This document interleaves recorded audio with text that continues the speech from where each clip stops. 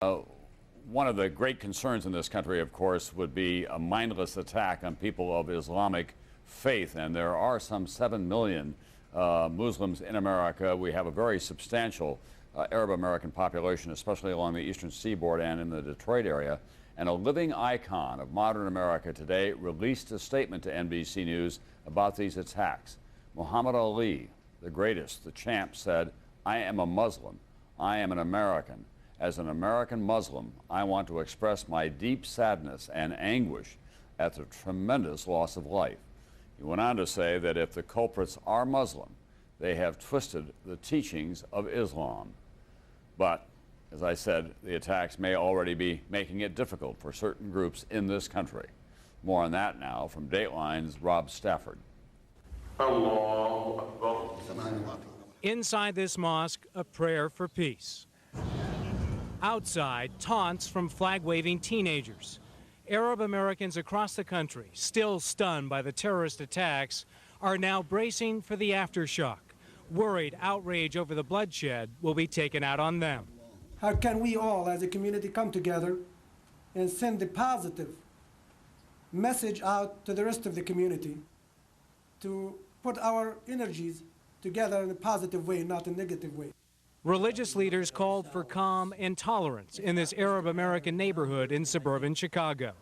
2 Muslim schools here were evacuated yesterday for fear of reprisals. They remain closed today. Police nearby pulled down a sign of hate and put every available officer on the street. The mosque is under guard.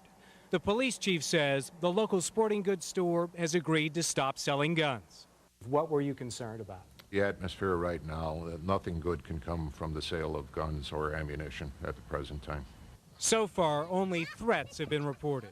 But words are enough to frighten 14-year-old Alia Salian. We're just riding in our car, minding our own business, and somebody just said, "F you Arabs." Her mother, Rada, no longer feels safe in the country she's lived in for 20 years. Every time I stop where the stoplight, I look, like I'm just looking, and people, stick fingers at me and talk and go back to your countries and Arab, like a lot of bad words. The Tawil family says they feel the same way. Karen is American-born. Her husband, Tawfiq, was born in Jerusalem. Illinois has been his home for 17 years. They have 5 children. You get the news. What went through your mind? Well, basically, when I heard the news, I was shocked like anybody else, and I still, until now, I'm in a shock, and I'm very saddened about what happened. I still cannot believe it. When you see the pictures of Palestinians in your homeland jumping and celebrating what happened in New York and Washington, what goes through your mind? Basically, every nation, there's some people are ignorant. They compare the Palestinians who celebrate the attack to the American teenagers waving a flag outside their mosque.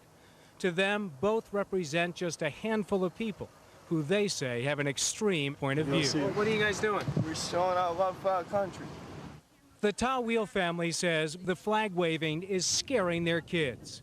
Karen is a soccer mom who was afraid to take her children to practice yesterday. She went anyway, saying she wouldn't give in to fear.